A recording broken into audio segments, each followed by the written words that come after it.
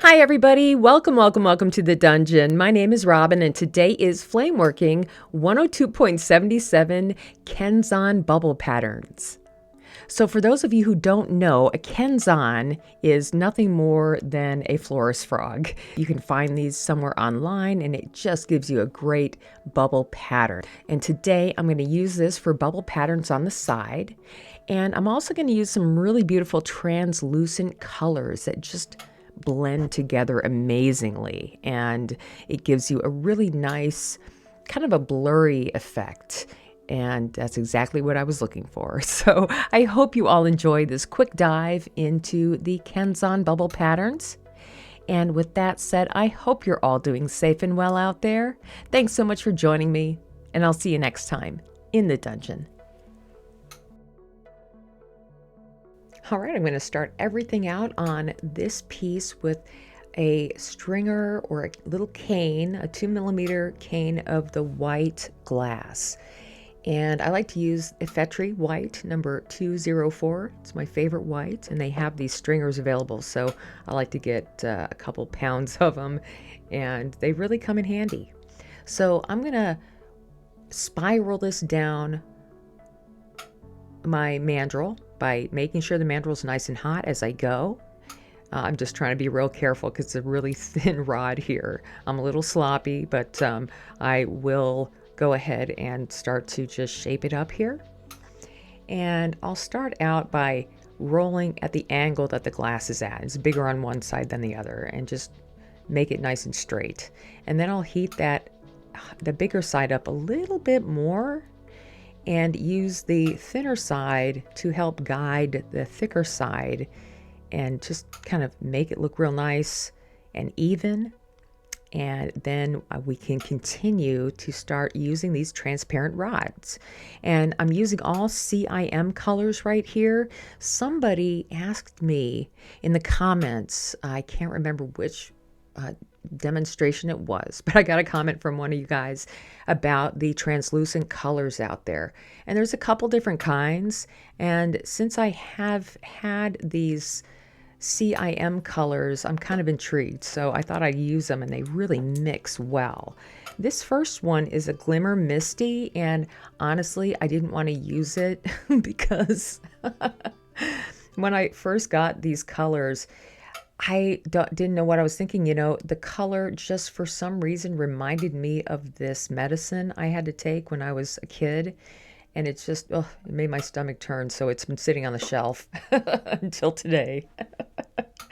And I just, on top of that, I'm going to add the other one that I have is this Glacier Blue, I think it's called. And for some reason, these colors just heat up beautifully. They work well. I love the CIM colors. They're just really nice to work with. And I'm just filling in areas here and there. I'm just swiping it on. But when I go to roll it out, I'm not rolling it down to the white. I'm making sure what I'm doing here is I'm creating a whole nother layer.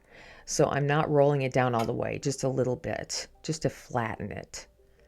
And then I go in and fill all these areas with these 3 transparent or translucent colors. This one is Wisteria, really beautiful, and I'm just going to swipe that over some colors and just see how these all kind of melt together. And I was not disappointed. Sometimes you get colors that are just straight up transparent or opaque, and you hope that they will kind of blend together nice depending on how you layer them, and you don't always get a really good effect.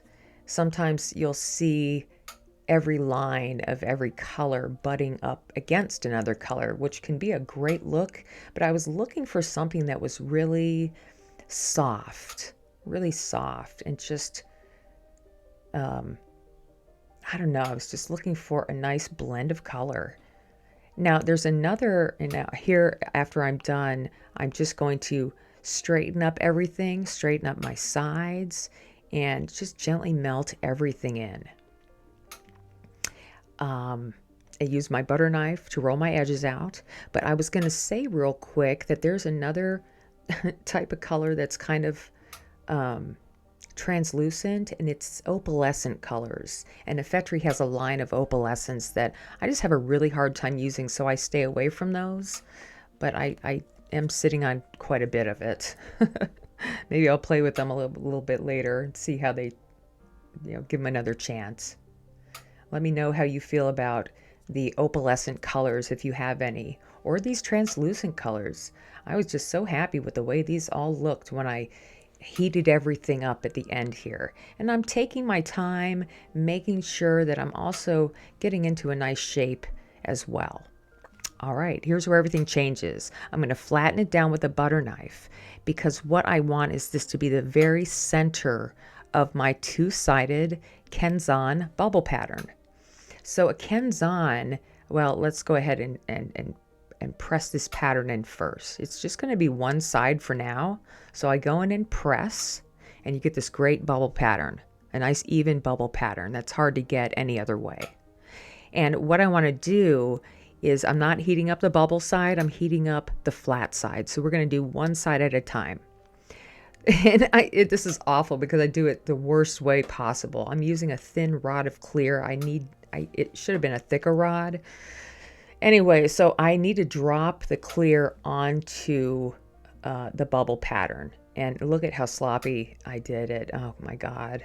So I end up just heating up the tip of the clear still, keeping that real hot, and then using my butter knife to smear the rest of the clear over those little indentations. And then before anything can melt, I will just like add clear around the whole bead, going over, not touching the mandrel, but just going in the round to finish trapping those little pockets. And then I'll add some in the middle just to make up for the layer. And I'm just going to heat that down a little bit. And if I'm lucky, I'll get a nice clarity with these bubbles underneath. I got fairly lucky at the very end. There is a few bubbles that are in there, but for the most part, I think I did pretty good. So here, what I'm doing is just shaping it up. I just need to clean up those edges and get it back into a nice, even, leveled bit of clear. And then let's work the other side. So now I'm going to press down on the clear and get that pattern in the other side of the colors. And then this time I try to be a little bit more careful on how I put the glass on. So I ran out of certain color or sizes of clear. So I'm down to my 7 and 5 millimeters. So this is a 5 millimeter clear, and I'm going to drop it, and then I'm just going to heat up a little extra and kind of drive it down in there with some heat, and then heat it up and flatten it down so it goes over as much of that bubble pattern as possible. And then I immediately want to take that clear again and just add it over kind of the outer edge of that disc like I did the other side.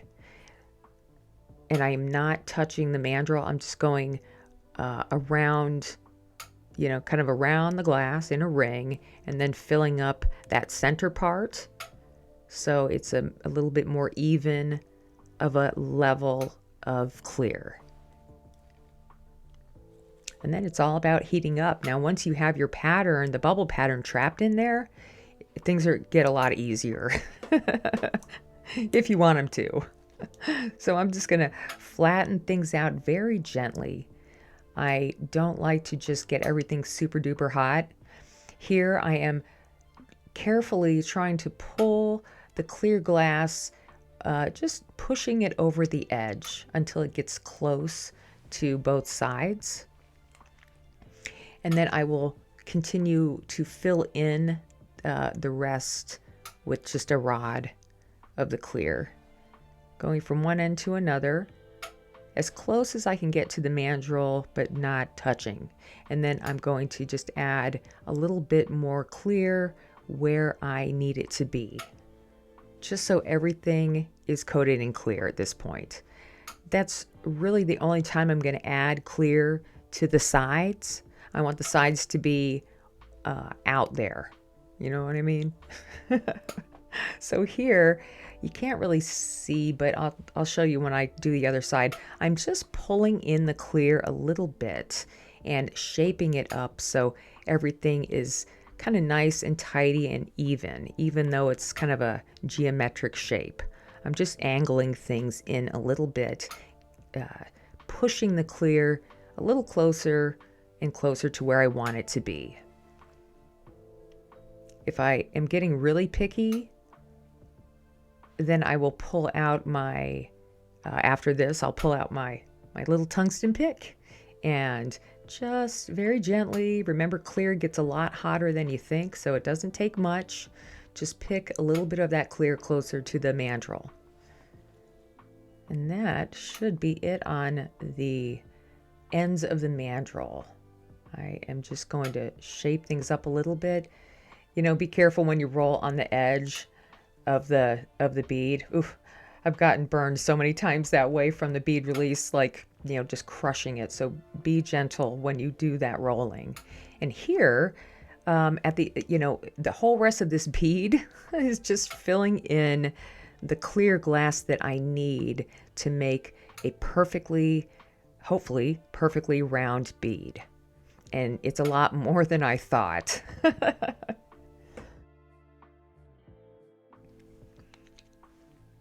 So I'm going to just heat up as much clear as I can handle and add a big dollop on both sides and then just kind of swirl it around a little bit.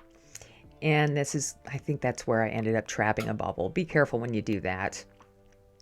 And then I'm just going to not really press it down flat, but I am gently kind of rounding it out around the edge of the bead, just to smooth it out a little bit more. I'm just kind of helping to flatten the whole profile of it and also round it out. And then as I'm just finishing up with the heat, it will be a more even layer of clear, hopefully, all around. At least that's what ends up happening. I got lucky here, I think. I added a lot of clear. But it was a big bead, so you can do this pattern on a much smaller bead. Just depends on what you're looking for in the end. And I have to say that right here, after I finished heating all this up and smoothing it out, I actually really liked this kind of thick lentil shape. It was really beautiful, but I wanted to make it round. I thought for some reason it would be, the bubbles would be more interesting and it would catch the light better. Who knows? Anyway, so I'm just going to add some more clear. And this time I just kind of twist it and heat it right into each side. And try to keep it round. And then I'll add some more on the other side.